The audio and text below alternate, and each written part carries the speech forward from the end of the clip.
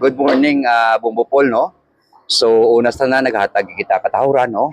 Sa aton nga mga viewers, kag aton nga mga listeners sa nga Bumbo Radio Rojas, kag siyempre sa tanan nga mga pumuluyo, no? Especially sa Barangay Kagay, no? Good morning gid sa inyo tanan, no? So, nagapasalamat kita kaya ari ka mo subong diri aga, no? Sa pagbisita sa aton, kag kita maghatag sa nga opinion, no? Kung sa diin subong daw bati-bati, no, bati-bati subong nga ang palaboton nga BSKA, no, iga-postpone sa from 2026, no, iga-postpone sa year 2028, no. So far sa akon Bumupol, no, sa akon nga opinion, no, wala man niya problema kung sa ako, no, madayon man o hindi, no. Kita preparado kita kung ano ang mga desisyon sang body. Kita willing kita kung ano yung desisyon.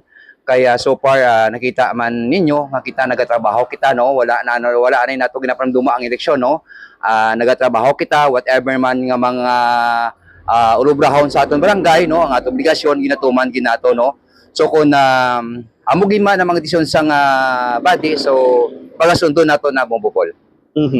Kaga bilang incumbent nga kagawad sang Barangay Kagay, paano makatabang o na makatublag sa mga programa kaga serbisyo sang inyong barangay ang posible nga pag-extend sang inyong termino o na sa dalom sa nga holdover capacity, kagawad? Bumbo Paul, no, sa akon pananawon, no, so do dako man ini nga bagay kung i-postpone ang BSKA 2026, no. Kung sa diin makapanumdum pagkita, no, makahimo pagkita sang mga proyekto, no, sa atong barangay kung ano pagid ang mga priority project nga pwede naton mahimo, no. Kaya so far kung sa ako lang gani ang tatlo ka tuig nga termino do masyado gid ka malipot, no. So kung sa ako mas marami nga madugangan ini, at least makapanumdum kita, makahimo kita kung ano pagid ang mga proyekto nga dapat atong obrahon sa atong barangay. Kaga suno sa imo ka, paano nimo mahambal nga ang mga kalain-lain nga mga opinyon sa mga pumuluyo diri nga ginahambal o nagapamatok nga ang muli nga sahi sa probisyon na ginabatsyag nila nga ginaatrasar ang ila nga kinamatarong sa mga botante sa pagpili sang bag-o nga lideres? Ano ang imo nga opinyon sina kagawad? So ang akon siguro opinion Bumbo Paul, no, siguro mahambal naton inaguro sa isa ka opisyal mahambal nato na nga daw siguro daw may ara nga advantage kag may disadvantage, no. So sa akon wala man ya problema, no.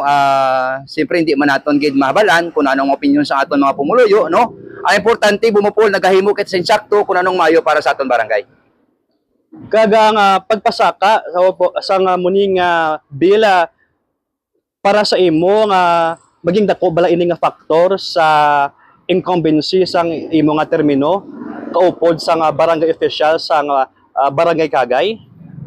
Sa akon siguro, no, dako gini nga faktor nga mano. Kasi siyempre ang aton diri nga mission, no, is kung ano ang mga proyekto nga dapat naton ibutang sa barangay, no. So kung ma-extend ini, so makapanumdum kita, makapundar kita sa mga importante gid nga mga bulwato, importante gid nga mga proyekto nga dapat itukod naton sa aton barangay, no. Amoy na Bumbo Paul.